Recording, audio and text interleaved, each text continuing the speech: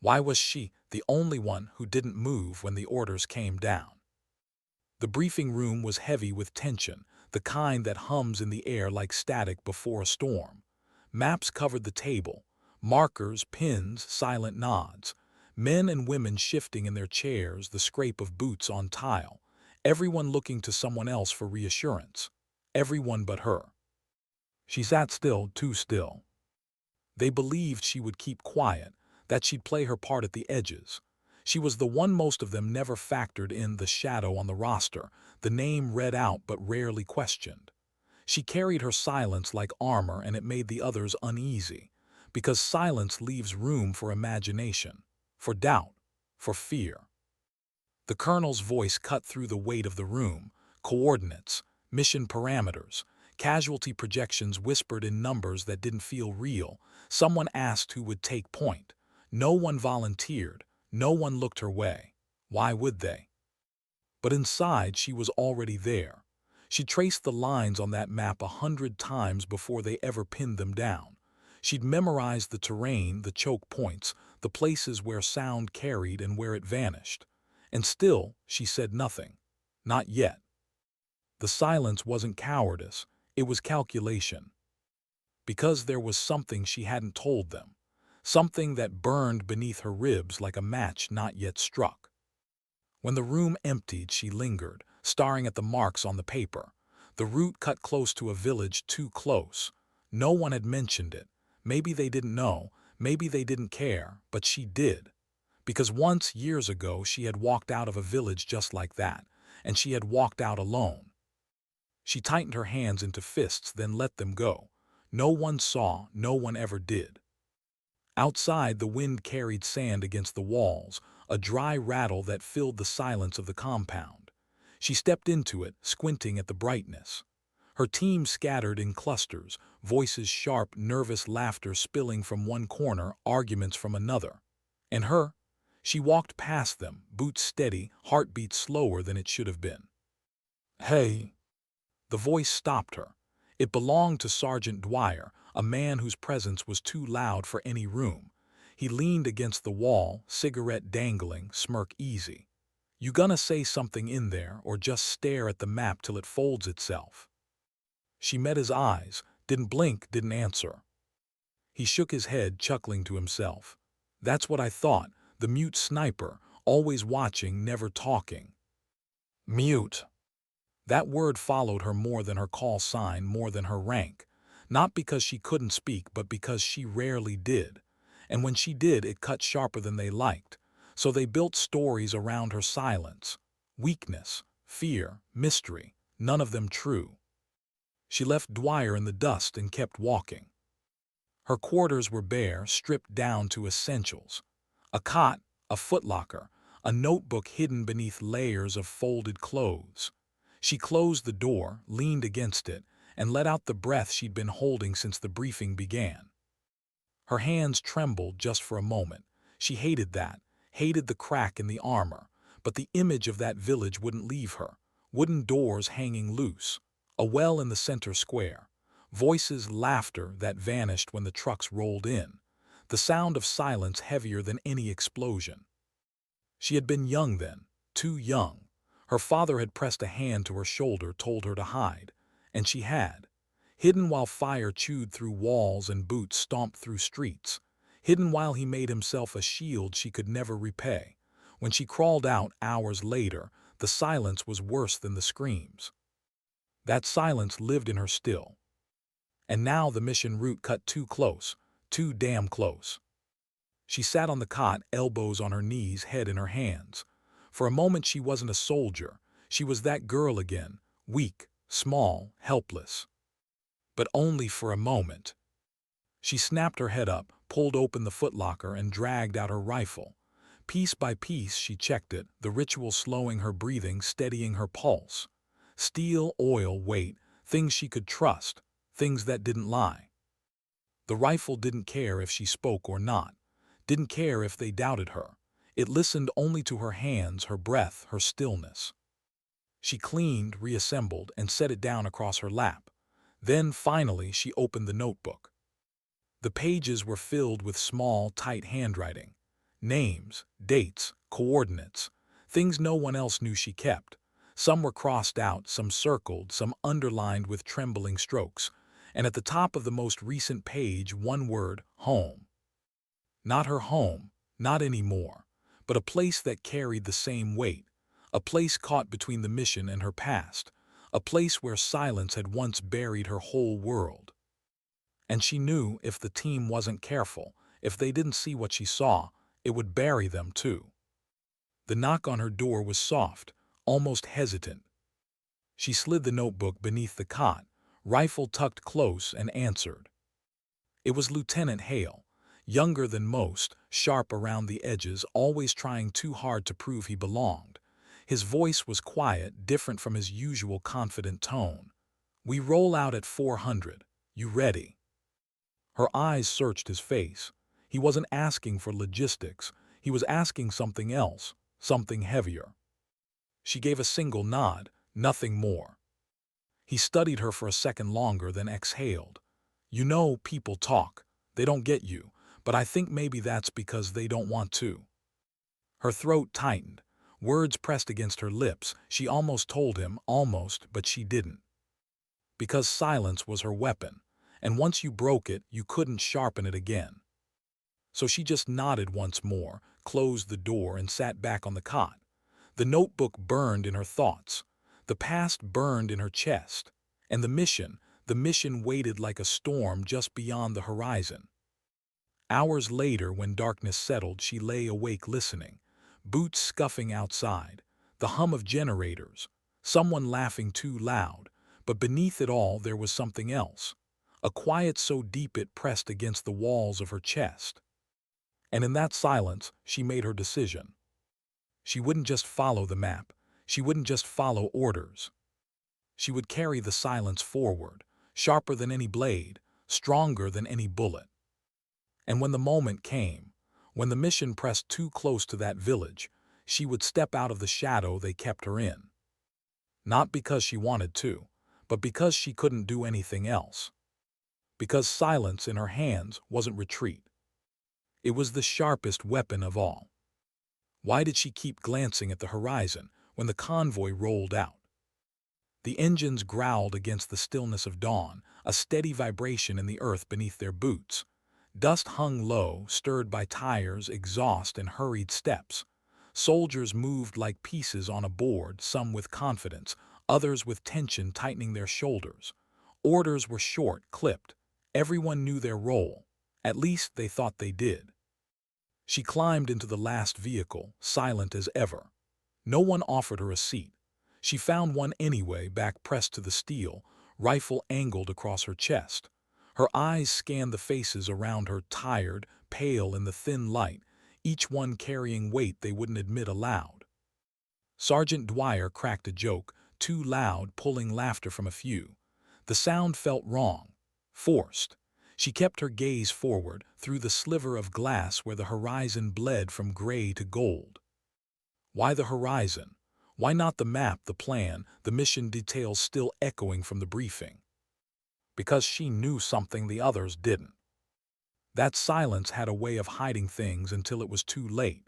And out there in the folds of the hills, silence wasn't peace. It was teeth waiting to close.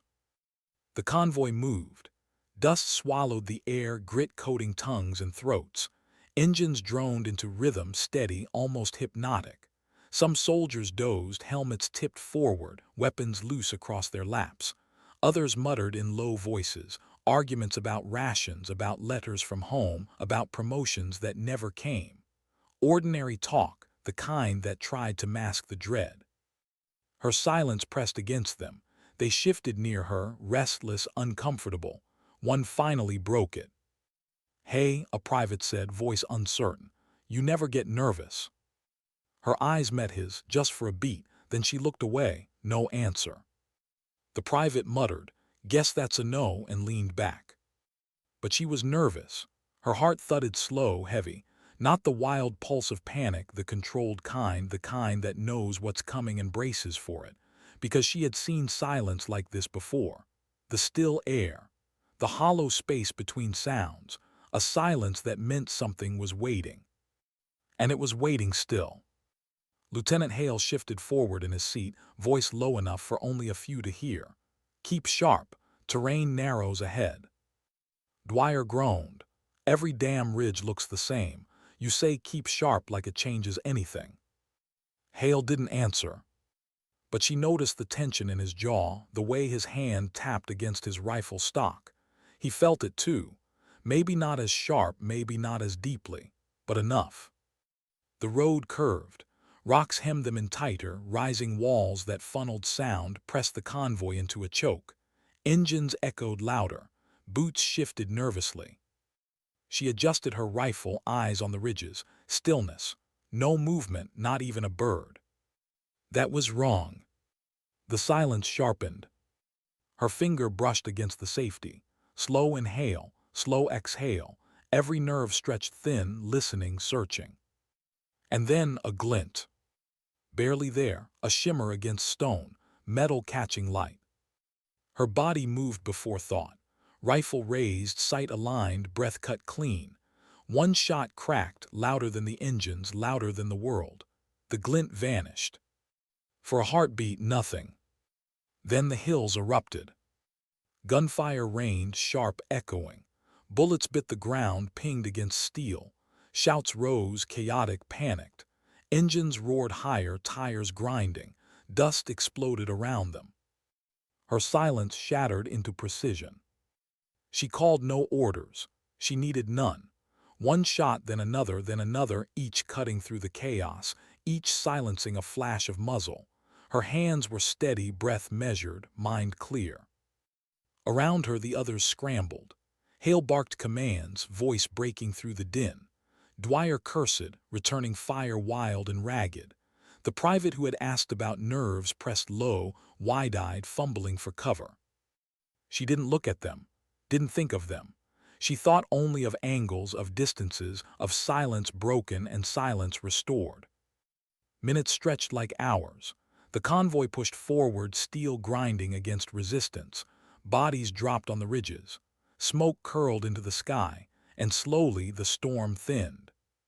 When the last echo faded, when dust began to settle, the silence returned, heavier. Her rifle lowered. Breath escaped her in a long, quiet stream. Her hands shook only after it was done. No one spoke at first. Eyes darted, breaths hitched. Then Dwyer's voice broke the quiet. "Hell, who the hell fired first? Who gave us away?" Hale turned toward her. His eyes narrowed, searching. "You saw something." She didn't answer, just wiped dust from the scope, slow, deliberate. The private whispered, "She saved us." No one picked up the words, not yet. But Hale kept watching her, not with doubt, not with anger, with something else, something that lingered. The convoy rolled on, battered, shaken. Conversation was quieter now, voices thinner, stripped of bravado. They avoided her eyes, but they couldn't erase what they'd seen. Because she had stepped forward when silence broke. Later, when the sun dropped lower and shadows stretched long across the dirt, the convoy stopped to regroup. Soldiers stretched sore muscles, drank warm water, muttered to each other in small knots. She sat apart as always, rifle across her knees. Hale approached, stood there for a moment, shifting on his feet. Finally, he asked, "What did you see?" Her voice came out rough, softer than he expected. Metal, wrong place, wrong light. He waited for more, but she stopped, silence again. It wasn't that she couldn't say more, it was that she wouldn't, not yet. Because there was still the village, still the memory burning beneath her ribs, and still the fear that if she spoke it aloud, if she told them what she knew, they wouldn't believe her. Or worse, they would. She closed her eyes, leaned back against the steel, and let the silence settle again. But inside, the storm hadn't passed. It was only beginning.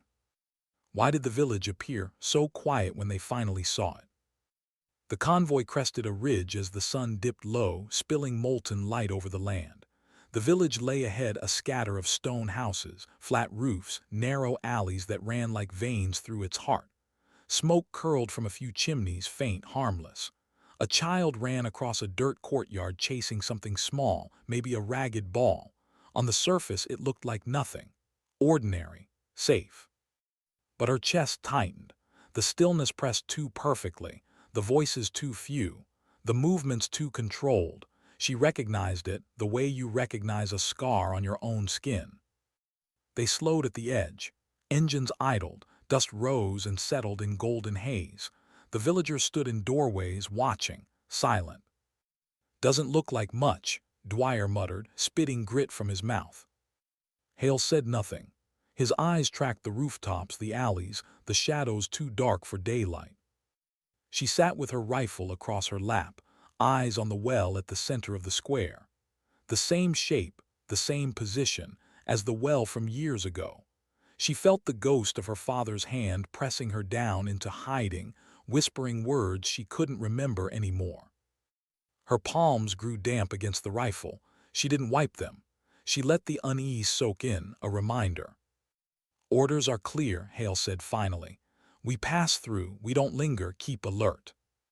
The convoy rolled forward, steel and dust invading the narrow street. Children darted back into shadows. Men stood with arms crossed. Women pulled shawls tighter. No one spoke. No one smiled. The silence was louder than gunfire. She scanned rooftops through her scope. Nothing, or maybe too much nothing. Her breath caught when she saw one door half open, dark behind it. A shape moved inside, slow, deliberate. She tightened her grip. Her lips parted, but no words came. Not yet. Hale's voice cut the tension. "Eyes up, don't engage unless." A bang. Not close, not far, somewhere deep in the village. A slammed door, a dropped pot, or something else. Engines revved higher. Soldiers shifted, rifles raised. Dwyer cursed under his breath. She exhaled slow, sighting the doorway again. The shape was gone. Her pulse thundered in her ears. She wanted to speak, to warn them, to tell them that this silence wasn't absence, it was preparation. But she didn't, not yet. Because a part of her was afraid, not of being wrong, but of being right. The convoy pressed deeper, trapped between walls too close, windows too high. She swallowed hard, her throat dry, tongue heavy. Her finger brushed against the trigger guard, an anchor. A child appeared again, the same one with the ragged ball. He stood in the middle of the street now, eyes too wide, too still. And in that stillness she knew. "Stop." The word cracked from her throat before she realized it had left her. Rough, sharp, louder than she'd spoken in weeks. Heads whipped toward her.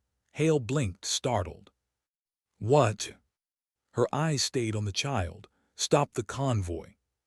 Confusion rippled. Dwyer scoffed. "For a kid with a ball." "Stop." Her tone cut steel. Hale raised a hand. Engines shuddered down. The dust settled heavy around them. For a moment nothing, just silence. Then the child dropped the ball. It hit the dirt with a hollow thud, too hollow, too heavy. Her breath snapped sharp. "Get down." The explosion tore through the square, fire and dust swallowing the air. Shockwaves punched through steel, rattled bones, stole breath. Screams cut sharp, muffled under thunder. She hit the ground, ears ringing, vision blurring. Heat licked her skin, grit filled her mouth. When the world steadied, chaos swarmed. Vehicles scorched. Smoke curled from shattered windows. Soldiers stumbled, coughing, bleeding. Her rifle was already in her hands. She scanned through haze, sight sweeping rooftops, alleys. Movement flickered, figures with rifles, stepping from shadows, shouting in tongues that twisted the air. The silence had been waiting, and now it broke. Her body moved before thought. Shot after shot cracked through smoke, each one carving space, each one cutting against the swarm. Hale dragged a wounded man behind cover, voice hoarse with orders. Dwyer fired wildly, rage in every pull. The private, the one who'd asked if she ever got nervous, lay frozen, staring at the sky, lips moving with words no one could hear. She pressed forward, crawled to higher ground, every shot precise, anchored, measured. Her silence became their shield, each bullet carving seconds they needed to breathe to regroup. But inside her chest, something else broke loose. The smell of smoke, the weight of dust, the sound of screams buried under fire. It wasn't just this village, it was that village, the one she had walked out of alone. Her father's face flashed, his hand pressing her down, his voice whispering, "Don't move, don't speak." She clenched her teeth, forcing breath steady. She couldn't collapse into that memory, not now. One more shot, another. The swarm faltered, driven back into shadows. The square cleared, smoke curling heavy in the air. Silence returned, thicker, bloodier. She lowered her rifle, chest heaving, sweat stinging her eyes. Around her the wounded cried out, medics scrambled, orders barked through dust. The private finally sat up, trembling, whispering. She saw it. She knew. But no one answered him. They were too busy bleeding, too busy surviving. Hale stumbled toward her, face streaked with soot, voice raw. "You how? Why did you?" She cut him off with her eyes. Not anger, not pride, just silence. Because she couldn't explain it. Not without unraveling everything she had buried. But Hale looked at her differently now. Not as the quiet shadow, not as the one they dismissed. As something else. And that scared her more than the ambush. When night fell, they regrouped on the edge of the village. Fires burned low. Bodies lay covered in tarps. The air smelled of ash, copper, dust. She sat apart again, rifle across her knees, staring into the dark. Her silence pressed against her chest until it ached. She wanted to scream, to confess, to tell them everything about the village from her past, about the ghosts that followed her here. But she didn't. Because once silence breaks, it can never be sharpened again. So she carried it alone. And as she watched the smoke rise, she wondered how many more times silence would ask her to step forward. Why did the night feel heavier than the day had? The sun had burned out hours ago, leaving only firelight and smoke to mark where the square had shattered. They dragged the convoy back to the edge of the village, vehicles crippled, men and women wounded. Some sat slumped against steel with bandaged limbs. Others paced, restless, rifles clutched tight, eyes darting at every shadow. And her, she sat apart, as always, back against a wall, rifle across her knees. The silence pressed thicker now, broken only by crackling flames and muffled groans. But silence after battle is never peace. It's a waiting room, a breath held too long. She stared into the dark, listening. Every creak of wood, every shuffle of boots, every whisper of wind. The night carried them all, stretched thin until her pulse matched it. "Why aren't you sleeping?" Hale's voice came quiet, almost careful. He crouched beside her, eyes lined with exhaustion, his uniform streaked with soot. She didn't look at him, just traced the ridges of her rifle with her fingers. "Because someone has to stay awake," she said. It was one of the few times she'd spoken more than a word in days. Hale blinked at it, surprised. "I've got sentries out," he said. "They're tired." Her eyes finally flicked toward him. "Tired makes people deaf." He studied her. The firelight caught the sharp planes of her face, the tightness in her jaw. "You knew about the kid, didn't you? The ball. You saw it before anyone else did." Her throat tightened. The memory pressed hard. She forced herself to answer. It wasn't the ball, it was the way he stood, too still. Hale exhaled, leaning back against the wall. "Dwyer says you got lucky." She didn't respond. "Me," Hale continued. "I don't believe in luck. I think you knew, but I don't know how." Her fingers stilled against the rifle. For a moment, she wanted to tell him. To explain about her village, about her father, about silence learned too young. But the words caught in her throat, sharp as broken glass. So she stayed silent. Hale let it go, at least outwardly, but his eyes lingered, heavy with questions. The night stretched, men muttered in their sleep. The fire crackled low. Somewhere in the dark a dog barked once, then went silent. She closed her eyes for a moment, leaning back against the wall. But the silence behind her eyelids was worse. The past bled through. The smell of burning wood, the sound of boots crushing dirt, the press of her father's hand on her shoulder pushing her down into shadows, his whisper, steady but cracked, "Don't move, don't speak." And then the silence after. The silence that buried every voice she loved. Her eyes snapped open, breath sharp. Sweat slicked her palms, though the night was cold. She stood suddenly, rifle in hand, scanning the dark. "Something wrong?" Hale asked, rising. She shook her head once, but her gut twisted. The silence tonight wasn't empty, it was waiting. Dwyer stumbled past, a flask in hand, muttering curses at the world. He smirked when he saw her standing rigid. "The ghost keeps watch while the rest of us rot. How noble." She ignored him. But Hale didn't. "Get some rest, Dwyer, that's an order." Dwyer sneered but moved on. His shadow disappeared into the dark. Hale turned back to her. "You don't have to hold this alone, you know." Her jaw tightened. "Yes, I do." And she meant it, because no one else carried her silence. No one else carried the weight of what she hadn't told them.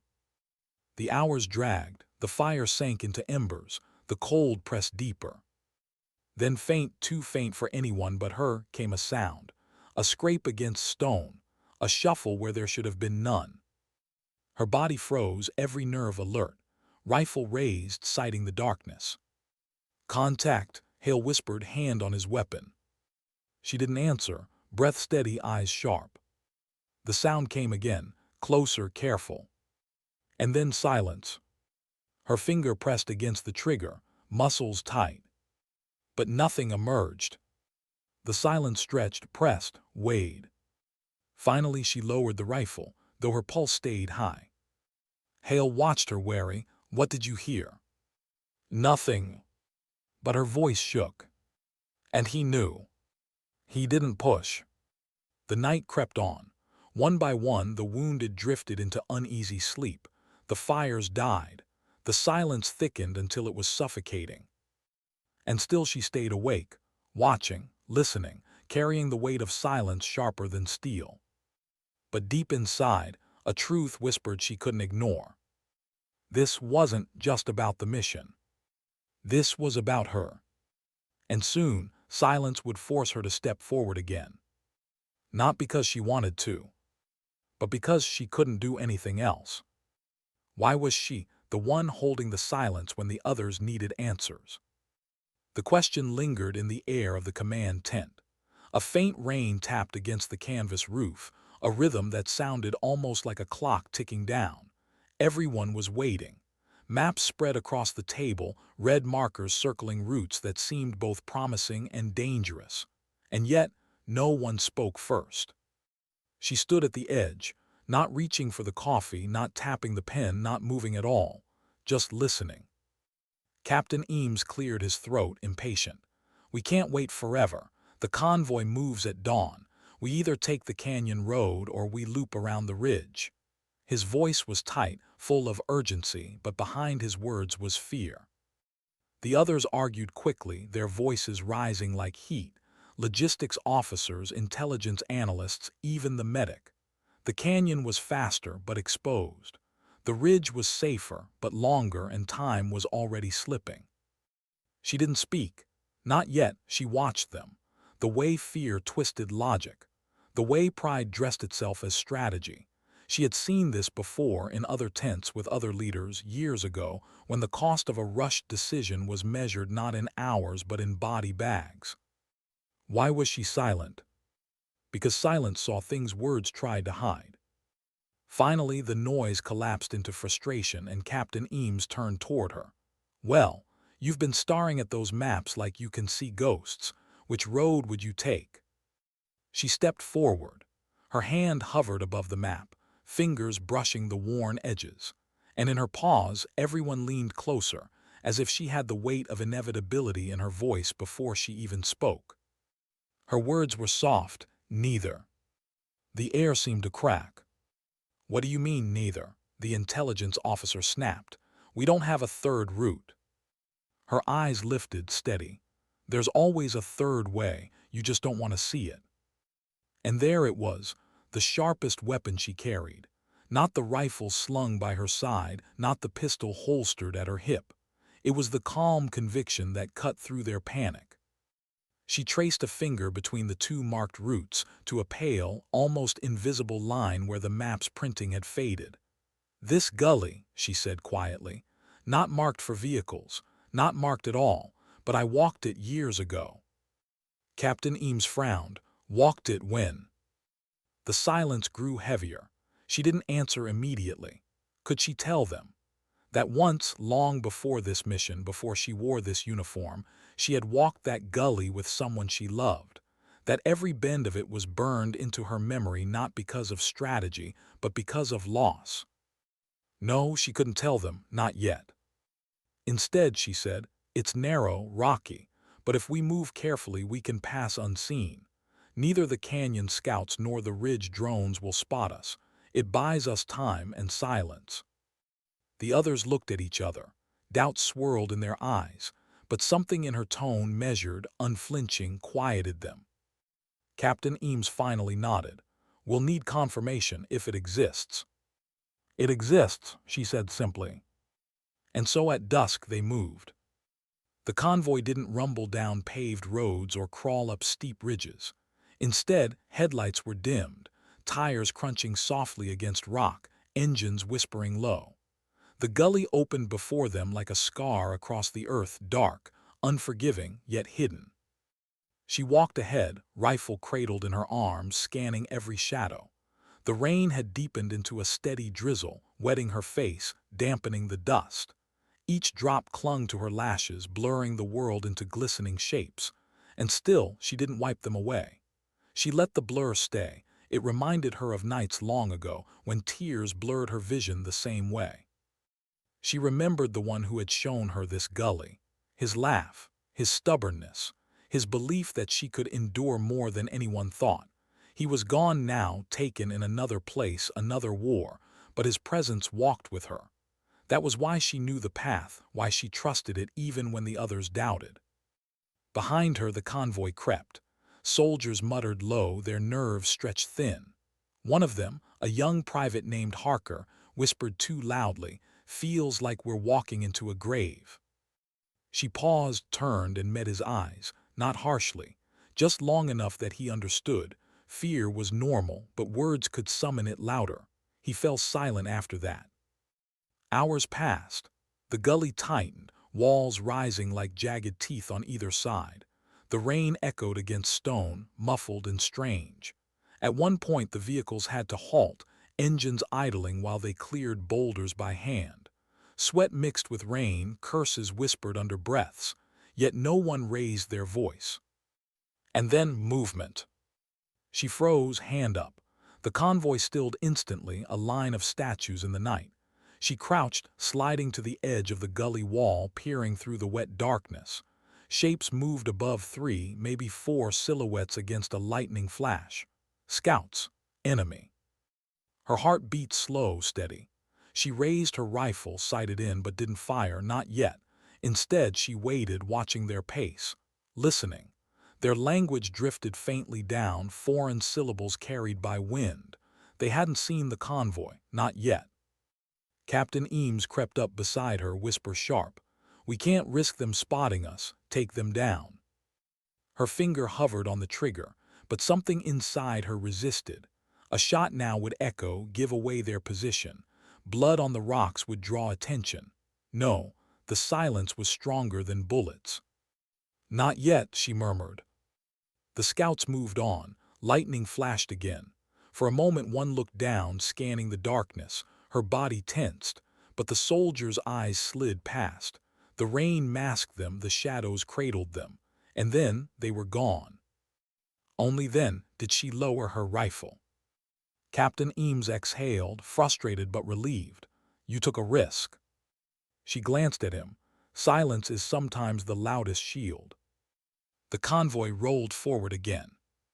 When dawn came, the gully widened, spitting them out onto a plateau. The rain broke, revealing a pale sunrise stretched across the horizon, painting the wet stones gold. The convoy was intact.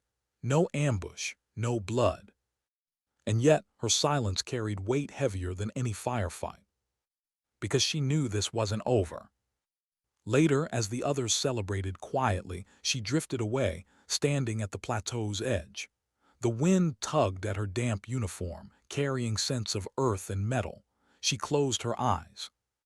Why did she always stand apart? Why was her voice always the last to be heard and the first to carry the burden? Because silence had become her armor, but also her prison. She thought of him again, the man who had once walked this gully beside her. He had taught her to trust silence, but he had also died because of it.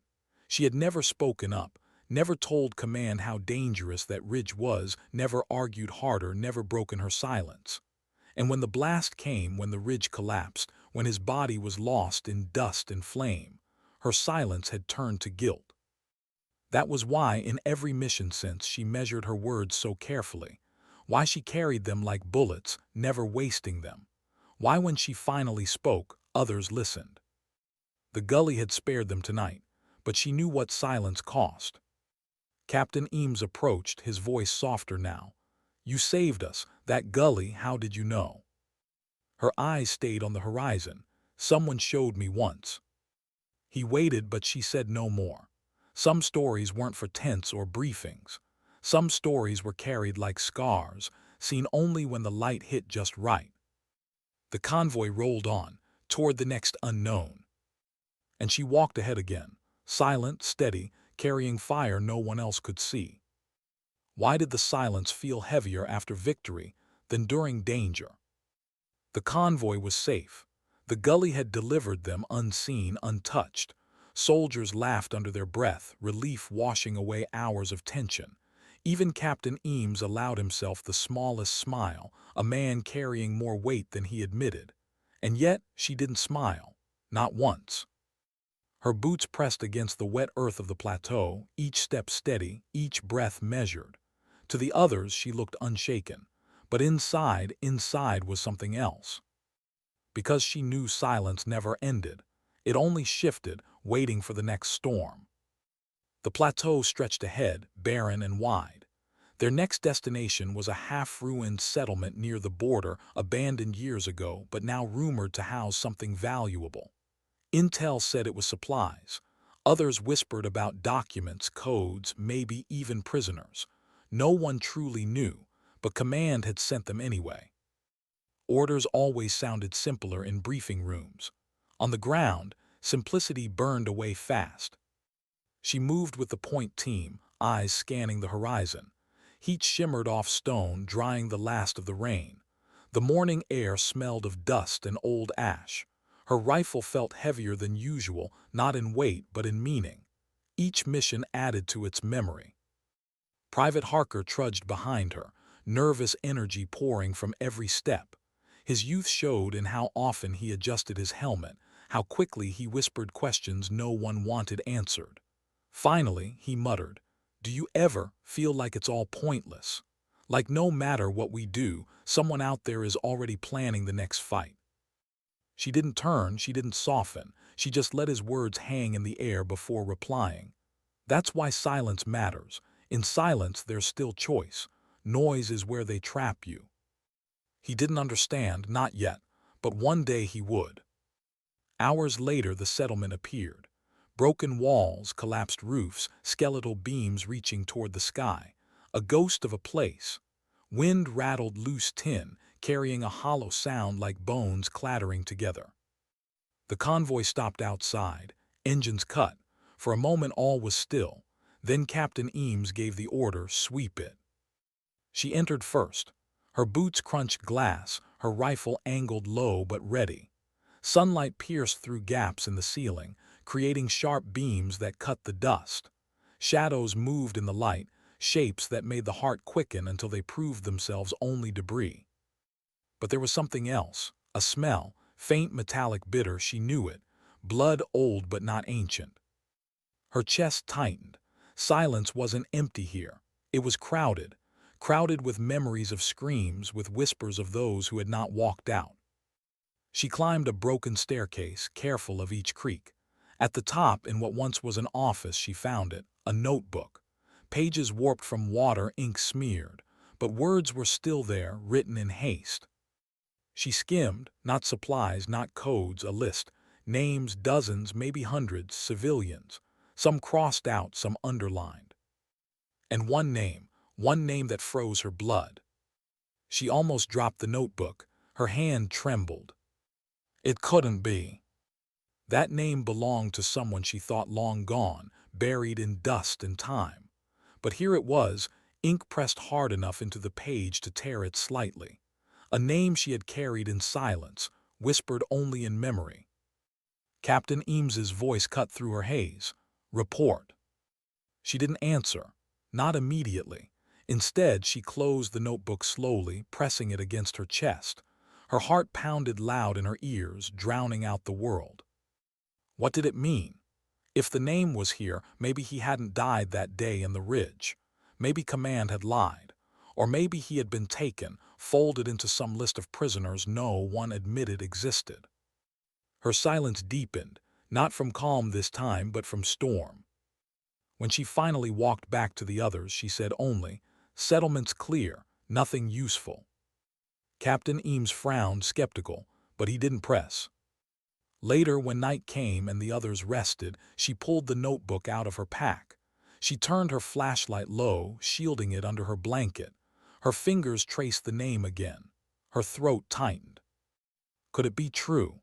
Had she carried his ghost all these years for nothing? Memories returned like knives, his laughter echoing in tunnels, his hand steadying her when her strength faltered, his final look calm, certain, before the ridge collapsed. She had let that silence define her. She had buried her words because she thought they couldn't bring him back. But what if silence had only kept the truth hidden? The conflict inside her grew unbearable. Part of her wanted to believe, to break the silence and tell Captain Eames, to demand they search, to drag the truth out into daylight. But another part, the soldier, knew silence was still a shield. If she revealed the name, command might erase it, bury it deeper. If she waited, maybe she could find the truth on her own. For the first time in years, she doubted her silence. The next morning, the convoy moved again. The notebook was hidden deep in her pack, heavy as iron. She walked with the team, her expression the same as always, but inside every step was haunted by that one word, his name. The road ahead grew harsher. Hills jagged like broken glass, valleys dry and lifeless. They passed the carcasses of old vehicles, rust eating them from the inside. War had been here long before them and would be long after. At one halt, while soldiers rested in the shade, Sergeant Vale sat beside her. Older, grizzled, his hands scarred with burns. He rarely spoke, but when he did, his words carried weight.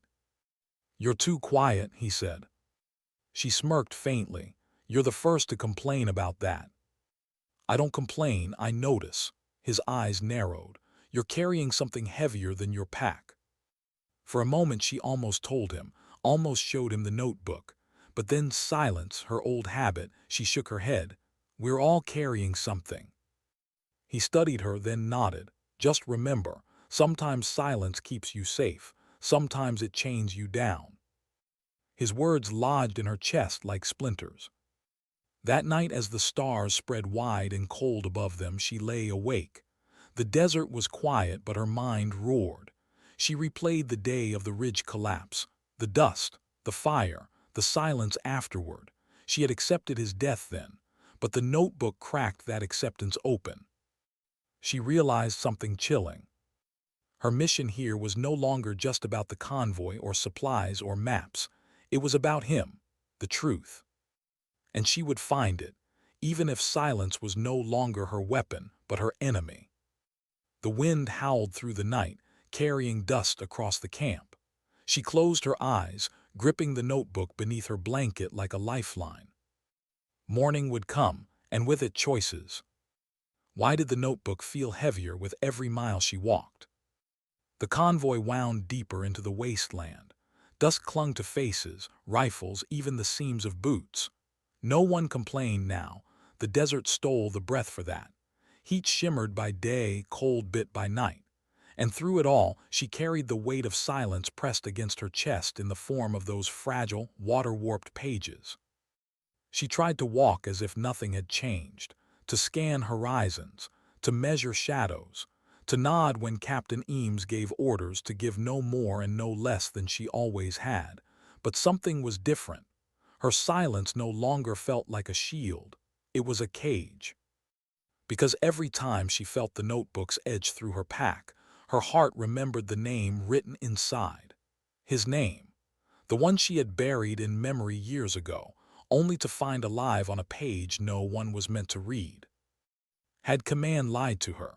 Had they known he was alive and left him to vanish in the cracks of secret prisons and buried reports?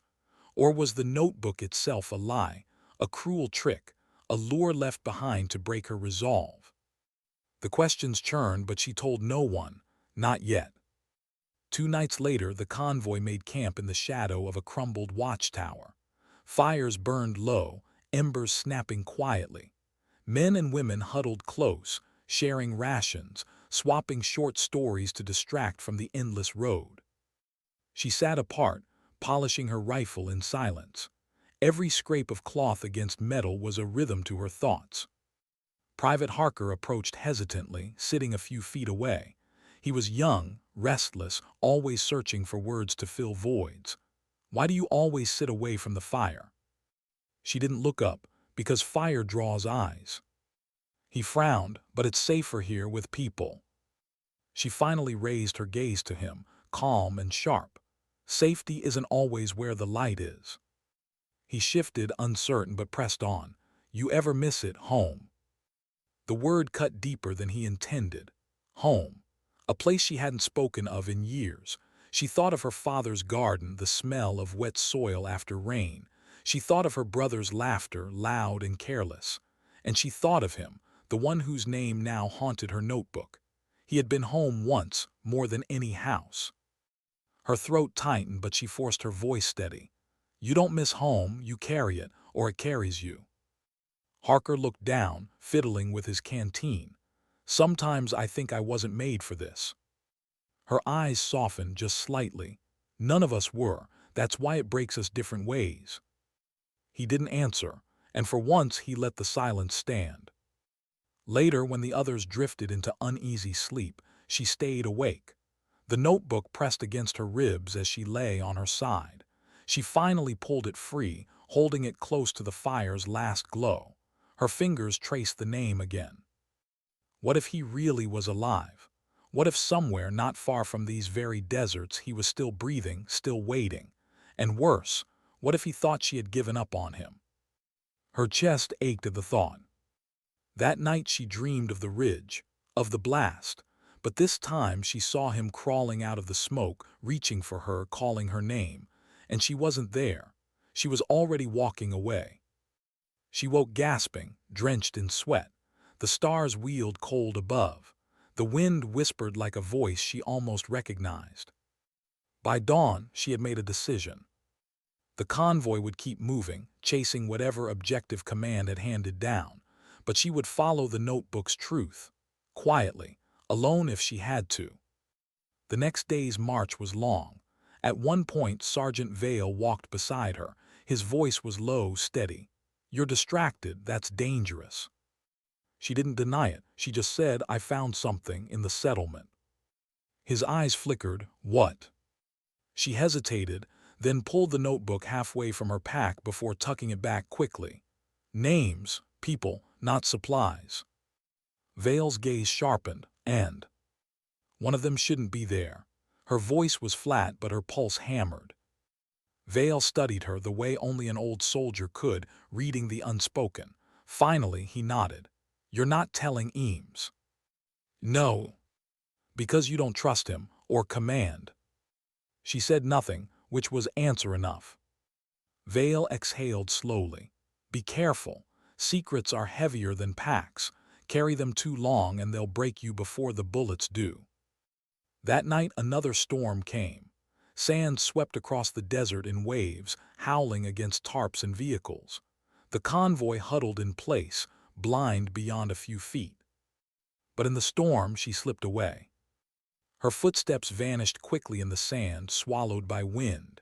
She moved with purpose, guided not by compass but by something deeper, the pull of the name in that notebook. Her mind replayed the ridge again and again. The blast, the silence, but now, alongside the guilt, there was a spark of hope, fragile, dangerous hope. Hours later, when the storm eased, she found herself on the edge of another ruin, smaller than the last, half buried in dunes. Rusted gates hung loose, chains rattling in the fatting wind. She slipped inside. The air was stale, thick with dust. Her flashlight beam cut through corridors lined with peeling paint, broken furniture, shattered glass. It looked abandoned. But the silence here was different, too heavy, too recent. Her boots crunched softly on grit. Each step echoed. She reached a door half ajar, its hinges groaning when she nudged it open. Inside was a room, empty except for one thing. A chain on the wall, fresh. Metal still gleamed beneath the dust, and beside it a scrap of cloth torn from a uniform, faded but not beyond recognition. Her hand shook as she lifted it. It was his. Her knees almost buckled. For a moment she had to brace herself against the wall, the world spinning. The notebook wasn't lying. He had been here, maybe still was. A noise behind her. She spun, rifle raised. Shadows shifted. A figure emerged, hooded, cautious, unarmed. Not an enemy soldier, a civilian. Thin, gaunt, eyes wide with both fear and recognition. The woman whispered hoarsely, "You shouldn't be here." Her heart pounded. Someone, a prisoner, he was here. She held up the cloth. "Where is he?" The civilian's eyes darted toward the deeper corridors. "Gone, moved, 2 days ago, east, toward the old refinery." Her breath caught, so close, still alive. But before she could press further, shouts echoed outside. Boots, armed, the enemy had followed the storm's trail. The civilian panicked, slipping back into shadow. She had no choice but to flee. She sprinted down another hall, boots striking hard, rifle tight in her grip. Gunfire cracked behind her, bullets sparking off walls. Dust exploded in her face as plaster shattered. She dove through a window, landing hard in the sand. Pain shot through her shoulder, but she rolled, kept moving. Lights swept the ruin behind her. Voices shouted. She ran into the dunes, heart hammering, breath tearing her lungs. The refinery, that was where he was. She didn't know how she would get there. She didn't know if the convoy would forgive her for leaving. She didn't know if command would brand her a deserter, a traitor, or worse. But none of it mattered. Silence had carried her this far, but now it demanded something else. Action, words, choices. And as dawn broke again over the desert, painting the dunes in fire, she swore one thing. She would not let silence bury him again. The sky was breaking, not in sunlight, not yet, but in the trembling hues of ash and flame that painted the horizon. The mission clock had bled to its final moments, every second louder than the last, each heartbeat in the bunker thudding like the toll of a bell. She stood at the center of it all, her uniform torn, dust and sweat streaking across her face, but her eyes, those eyes were fire. Not the roaring kind that consumed everything, but the steady kind that never died, even when starved of oxygen, even when suffocated by darkness. "Status," she demanded, her voice low but sharp enough to cut through the panic. The comms officer stammered. We're losing signal. The fallback route is compromised. If we stay, we burn with this place." The men looked to her, every one of them carrying the same question they hadn't dared to speak. What do we do now? This was the moment her doubters had always predicted, where a so-called fragile soul would falter, where silence would mean defeat. But her silence wasn't weakness. It was calculation. It was the gathering of storms before they broke. She stepped toward the operations table, fingers brushing the holomap, tracing lines of retreat that no longer existed. She knew the choice now wasn't about saving herself. It was about saving them all. Pull back, she ordered finally. Her voice didn't shake.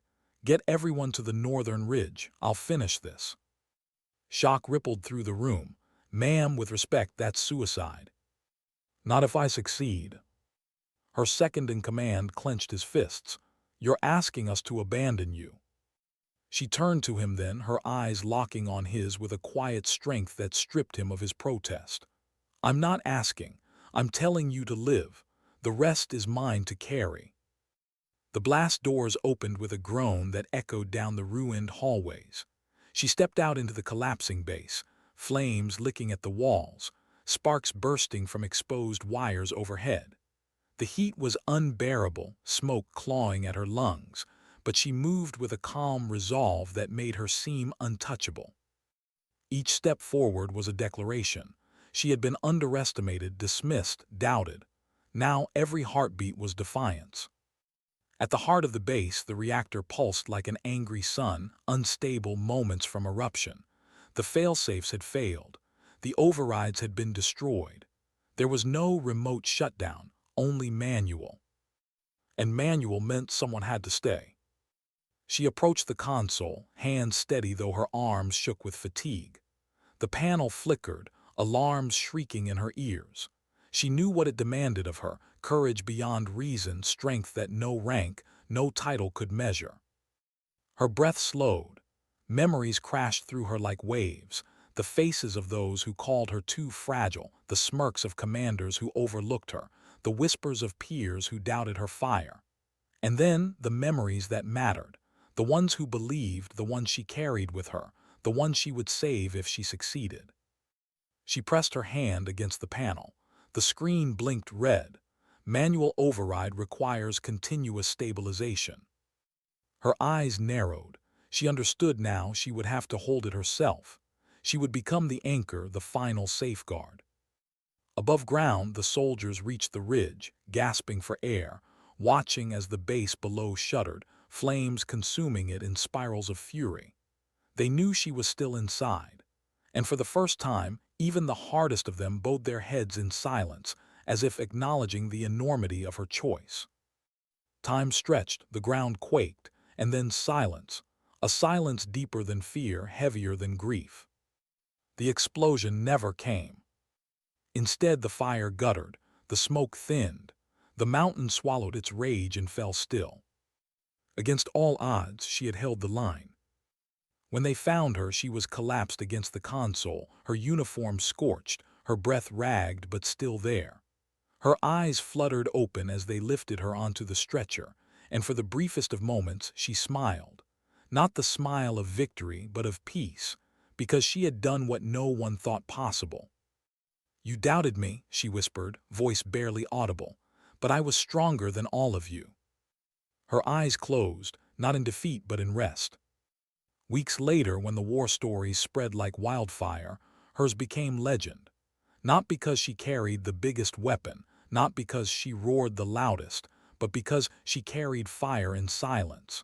She taught them that strength was not the absence of fear but the choice to move through it. Her name was etched into stone, her story carried in the voices of soldiers who would never forget.